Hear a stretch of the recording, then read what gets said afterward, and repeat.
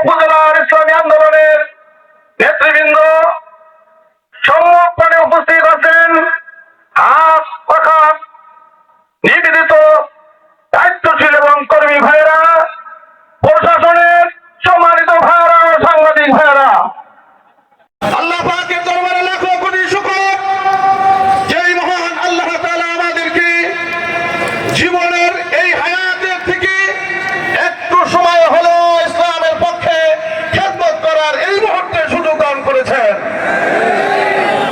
এই জমিন আল্লাহর, এই আসমান আল্লাহর। আমরা সৃষ্টি সর্বসৃষ্টি সকল সৃষ্টির শ্রেষ্ঠ সৃষ্টি আমরা আল্লাহ, হুকুম চলবে আল্লাহর। এই দাসত্ব স্বীকার করতে গিয়ে আজকে এই জায়গায় আমরা ইসলামের পক্ষে কথা বলার জন্য দণ্ডায়মান হয়েছি। কোন পদ পজিশনের জন্য এই জায়গায় দাঁড়াই নাই। এই দেশে ইসলামকে প্রতিষ্ঠা করার জন্য দুর্বার গতিতে লড়াকু সৈনিকের ভূমিকায় আন্দোলন করে করে এই জীবনকে খতম করতে চেয়েছি এবং এই জায়গায় এসেছি। সেই ধারাবাহিকতায় আপনাদেরকেও আমরা সংশ্লিষ্ট করার জন্য এসেছি। হুকুম যেহেতু আল্লাহর চলবে, প্রশ্ন আসতে পারে হুজুরা কয়টাই ভোট পাবে। আমি আপনাদের কাছে প্রশ্ন রাখবো, হযরত ইব্রাহিম আলাইহিস সালামকে যখন নমরুদ আগুনে ফেলে দিল, তখন সমস্ত প্রাণী জগৎ আল্লাহ তাআলার কাছে ইব্রাহিমের পক্ষে সাহায্য করার জন্য অনুমতি চেয়েছিল। আল্লাহ সবাইকে অনুমতি দিলেন। সেই ধারাবাহিকতায় ব্যাং ইব্রাহিম আলাইহিস সালামের আগুন নিভানোর জন্য প্রস্তাব করে দিয়েছিলেন। অন্য প্রাণী জগৎ জিজ্ঞেস করলো, ব্যাং তুমি প্রস্তাব করলে, তোমার এই প্রস্তাবে কি ইব্রাহিমের এই আগুন নিভব, নমরুদের আগুন কি নিভব? ব্যাং আমি জানি না, তবে প্রমাণ করলাম আমি আল্লাহ বলে। আপনার আমার রসুল শুনে বললে ব্যাঙের প্রস্তাব উম্মত তোমাদের জন্য পাক। ডাকলায় যেটা গার ফুলায় থাকে ওইটা আয়া ফু দিল। প্রাণী জগৎ জিজ্ঞেস করলো, ফু দিলা কেন, তোমার এই ফুতে আগুন নিভব?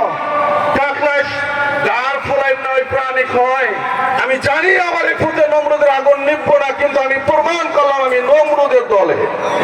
আপনার আমার রসুল বললেন এইটাকে যে পিটান দিয়ে মাইরে ফেলতে পারবো, তার আমল নামায় 90 নাকি দিয়ে দেওয়া হবে।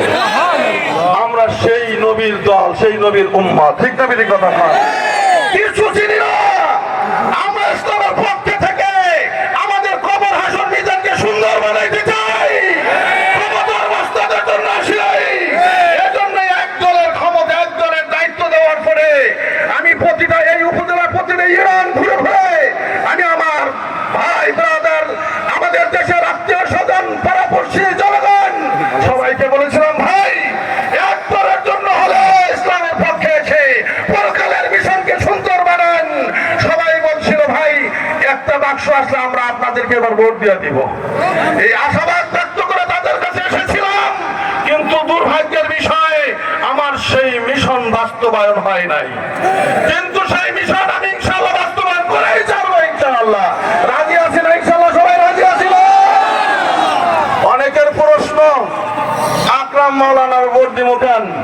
হিসাব করে দেখলাম আকরাম মাওলানা সাহেব একটা পরীক্ষিত মাল।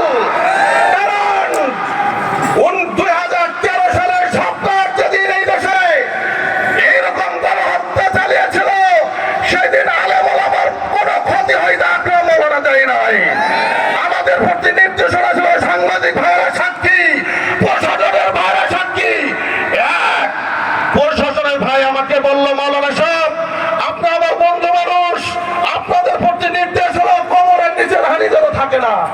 আমি বললাম, কাপড়ের কাপড় বাইরেই মাঠে নামছি, মৃত্যুকে স্বীকার করে নামছি, বেঁচে থাকার আর শখ নেই। সেই দিন আকরাম মাওলানা মাঠ ছেড়ে, আলেম ওলামা এই দেশের জনগণ ছেড়ে পলায়া যায় নাই। 2020 এই করোনাকালীন সময়ে আশপাশের সব উপজেলা, জেলা উপজেলার সমস্ত মাহফিল, মসজিদ, মাদ্রাসা বন্ধ ঘোষণা হয়েছিল। সেদিন এই উপজেলার মাহফিল গুলো চলতেই ছিল। এদেশের একটা বক্তব্য পর্যন্ত আমাদের লিডাররা বন্ধ করে নাই। এটা আকরাম মাওলানার অবদান।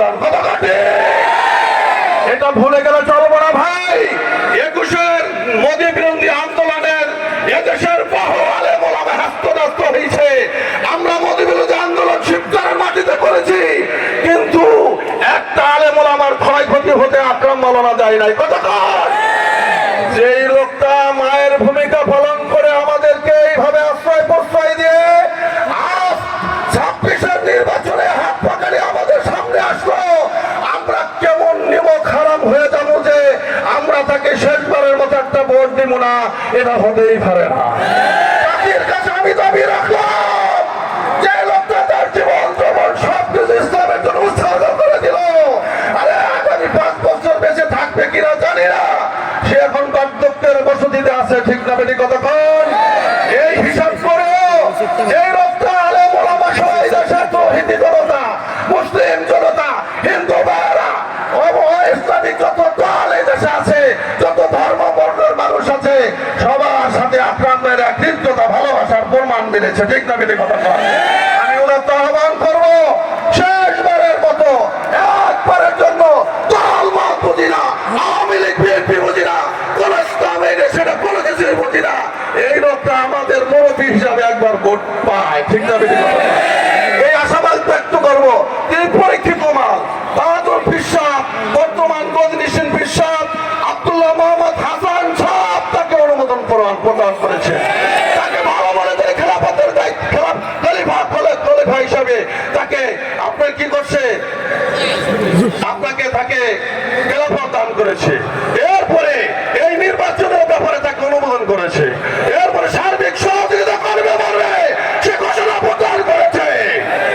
আমি আপনাদেরকে প্রশ্ন করব, সেই প্রশ্নটা হলো, আমাদের নবী সাল্লাল্লাহু আলাইহি সাল্লামের নবুয়ত প্রাপ্তি হয়েছে কত বছর বয়সে? কতক্ষণ? আমার আপনার নবী যখন দুধ মায়ের কোলে দুধ খায়, তখনও সে একটা স্তন পান করে আর একটা স্তন ইনসাফের ভিত্তিতে ভাই আব্দুল্লাহর জন্য রেখে দিয়েছে। বোঝা গেল আপনার আমার নবী দুধ খাওয়া অবস্থায় মায়ের কোলে বসে ইনসাফ কায়েম করেছে, ঠিক না বেঠিক? কিন্তু নবুয়ত কিন্তু 10, 20, 25 বছরে দেয় নাই, নবুয়ত কিন্তু 40 বছর দিয়েছে। কতক্ষণ ঠিক না?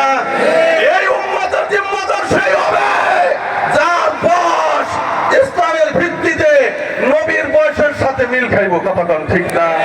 এদিকে বিবেচনা করব, সকল ইনসাফকারী দ্বারা, সকল ইনসাফকারী মুসলমান না, কিন্তু সকল মুসলমান ইনসাফকারী। সুবহানাল্লাহ, ঠিক না বেটি? কতক্ষণ ইনসাফ করলে হবে না, ইসলাম রাখতে হবে। ইসলামকে যদি, কোরআনকে যদি, হাদিসকে যদি ধারণ করা যায়, ইনসাফের বর্ণনা দেওয়া লাগে না, ইনসাফ প্রতিষ্ঠা করার স্লোগান দেওয়া লাগে না, তখন কার কি হক, কার কি অধিকার, এটা ইসলাম কোরআন হাদিস আমাকে বলে দেবে, ঠিক না বেটি? কতক্ষণ এই জন্য আমরা 12 তারিখের সারাদিনে